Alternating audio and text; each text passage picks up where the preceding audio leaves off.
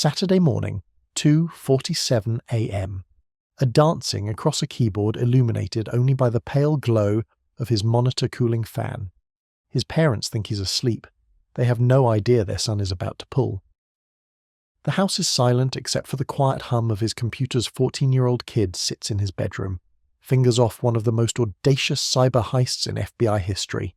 In less than 3 hours, this teenager will penetrate what the government considers its most impenetrable digital fortress. He'll walk away with classified documents that could topple careers and expose secrets the Bureau spent decades protecting. And he'll do it all from his cluttered bedroom in suburban Ohio. This is the story of Marcus Chen, though that's not his real name. The FBI still considers him a national security threat, even though he's now 28 and works as a cybersecurity consultant. Back then, he was just another high school freshman with an insatiable curiosity about computer systems and way too much time on his hands. What started as innocent exploration of network protocols would spiral into the most embarrassing security breach in federal law enforcement history. The kid who couldn't legally drive a car was about to make the most powerful investigative agency in America look like amateurs. Marcus grew up in a typical middle-class household in Columbus.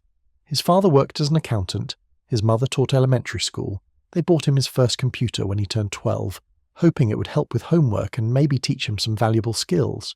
They got more than they bargained for.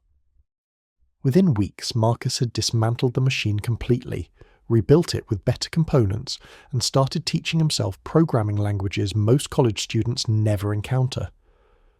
His parents watched with a mixture of pride and concern as their son disappeared deeper into the digital world. By age 13, Marcus had already gained a reputation in underground hacking forums. He went by the handle Ghostwire and specialized in finding vulnerabilities in seemingly secure systems. Unlike the stereotypical image of hackers as antisocial loners, Marcus was popular at school, played on the soccer team, and maintained decent grades. His teachers had no idea their polite, well-behaved student spent his evenings probing the digital defenses of Fortune 500 companies just to see if he could get inside. The target that would change everything was discovered entirely by accident. Marcus was researching a school project about federal law enforcement when he stumbled across what appeared to be a publicly accessible server with an FBI domain name. Most people would have immediately closed the browser window and forgotten about it. Marcus started taking notes. The server seemed to be hosting training materials and administrative documents, nothing particularly sensitive. But something about the way it was configured caught his attention. The security protocols were outdated, almost laughably so for a federal agency that prided itself on cutting-edge technology. What Marcus didn't know was that he'd found a gateway into the FBI's regional computer forensics laboratory network. This wasn't just any server. It was part of a system that processed evidence from cybercrime investigations across the entire Midwest. The data flowing through these machines included everything from seized hard drives in terrorism cases to financial records in organized crime prosecutions. The Bureau considered it one of their most secure installations, protected by multiple layers of encryption and monitoring systems that should have detected any unauthorized access within seconds. For 3 weeks, Marcus studied the server's architecture during his free time. He mapped out network pathways, identified potential entry points, and developed a comprehensive understanding of how the system operated. This wasn't vandalism or some teenage power trip. Marcus was genuinely fascinated by the technical challenge. He saw it as a puzzle to be solved, not a federal crime in the making. His methodical approach and patience would prove to be exactly what was needed to bypass security measures that had stumped professional hackers working for foreign intelligence services. The breakthrough came when Marcus noticed an inconsistency in how the server handled certain types of authentication requests. It was a tiny flaw, the kind of programming oversight that could go undetected for years in normal circumstances. But Marcus wasn't normal circumstances. He possessed an almost supernatural ability to spot patterns and anomalies that others missed. This particular vulnerability would allow him to create what's known as a privilege escalation attack, essentially tricking the system into granting him administrative access without proper credentials. On that Saturday night in October, Marcus decided to test his theory. He'd spent hours crafting a custom piece of code designed to exploit the authentication flaw he'd discovered. His plan was simple: gain temporary access to the server, look around for a few minutes to satisfy his curiosity, then exit cleanly without leaving any traces. He had no intention of stealing files or causing damage. This was pure exploration, driven by the same impulse that makes people want to climb mountains or explore caves. At exactly 2:52 a.m., Marcus executed his attack.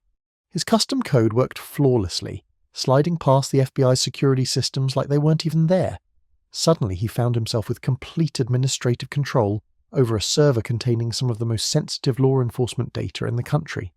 File directories stretched out before him like an endless digital library, each folder containing case files, evidence logs, and operational documents that were never meant to see daylight. Marcus sat frozen for several minutes, overwhelmed by what he'd accomplished. The rational part of his brain screamed at him to disconnect immediately and pretend this never happened. But curiosity won out, as it always did with Marcus. He began exploring the system, moving carefully through directories and reading file names that hinted at investigations involving organized crime, terrorism, and corporate espionage. He was no longer just a kid playing with computers in his bedroom. He was inside the beating heart of federal law enforcement, and nobody knew he was there. The deeper Marcus ventured into the system, the more astounding his discovery became. This wasn't just a training server or administrative portal.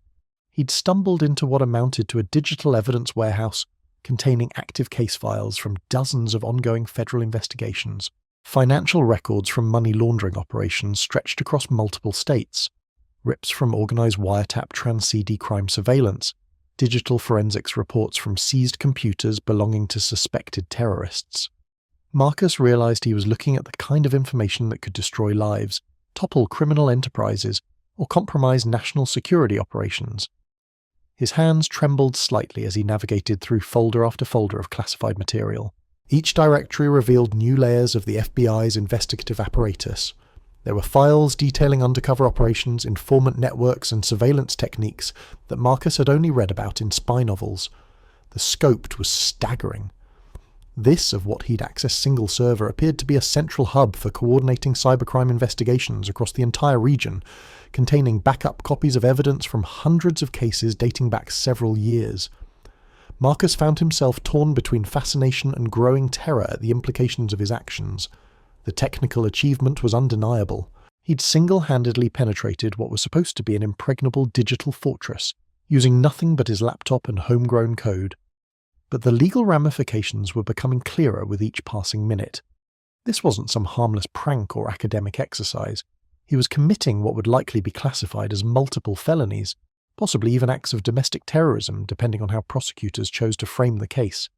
The smart move would have been to disconnect immediately, delete all traces of his intrusion, and never speak of it again.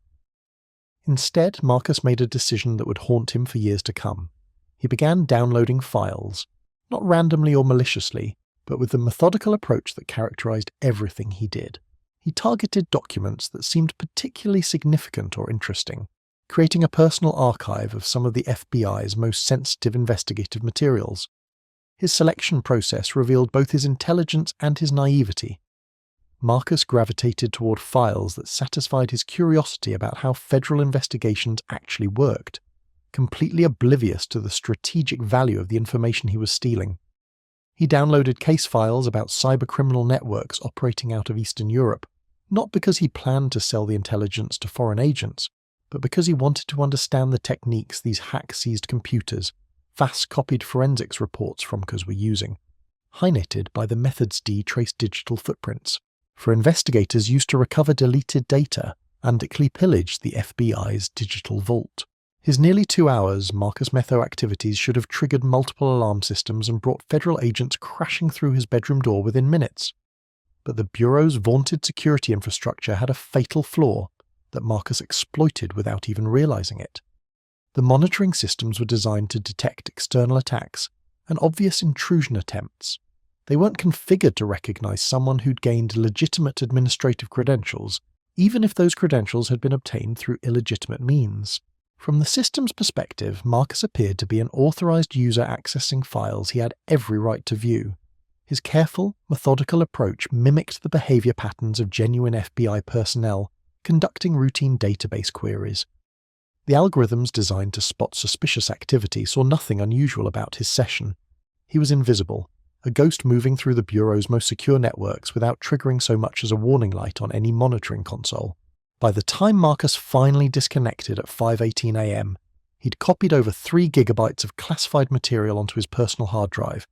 Case files, evidence logs, operational procedures, personnel records, and technical documentation that provided unprecedented insight into federal law enforcement operations. He shut down his computer and crawled into bed, exhausted and exhilarated by what he'd accomplished. Sleep came easily that night, despite the magnitude of what he'd done. Sunday passed quietly. Marcus attended a soccer game, had dinner with his family, and worked on homework assignments like any other teenager. The stolen FBI files sat encrypted on his hard drive, a digital time bomb waiting to explode. He told himself he'd eventually delete everything, that this was just temporary curiosity that would fade once he'd satisfied his interest in how federal investigations actually worked. But deep down, Marcus knew he'd crossed a line that couldn't be uncrossed. Monday morning brought the first signs that his perfect crime might not have been so perfect after all. News reports began surfacing about unusual activity on federal computer networks over the weekend. The stories were vague and heavily sanitized. Typical government speak about routine security assessments and system maintenance. But Marcus recognized the coded language. Someone had noticed his intrusion, even if they hadn't yet figured out exactly what had happened or who was responsible. The FBI's initial response was damage control rather than investigation. Their primary concern was determining whether any classified information had been compromised and plugging whatever security hole had allowed the breach to occur. The technical team assigned to analyze the intrusion found evidence of unauthorized access, but struggled to understand how it had been accomplished. The attack vector was sophisticated beyond anything they'd encountered from typical hackers or even foreign intelligence services. Marcus watched the news coverage with growing unease. The official statements were carefully worded to minimize the apparent severity of the breach between the lines. The FBI was, but he could rear scrambling to understand what had happened and prevent it from happening again. More concerning was the subtle shift in tone as the week progressed. Initial reports about system maintenance gave way to vague references to ongoing security investigations. What started as teenage curiosity in a suburban bedroom became a wake-up call that reverberated through the highest levels of federal law enforcement. Marcus Chen's story reminds us that the most sophisticated security systems in the world are only as strong as their weakest link, and sometimes that weakness comes from the most unexpected places. A 14-year-old kid with too much time on his hands exposed vulnerabilities that foreign intelligence services had failed to find, forcing the FBI to completely overhaul their digital security protocols. Today, Marcus works as a white hat hacker, helping organizations identify and fix the same types of vulnerabilities he once exploited. The bureau that once considered him a national security threat now occasionally consults with his cybersecurity firm. It's a strange twist of fate that the kid who embarrassed federal law enforcement ended up helping them become more secure. His story serves as a powerful reminder that in the digital age, the next major security breach might not come from a shadowy foreign adversary or organized criminal network. Sometimes it comes from a curious teenager who simply wanted to see if he could peek behind the curtain. The question isn't whether another Marcus Chen is out there right now, probing systems and testing boundaries. The question is whether we'll be ready when they succeed.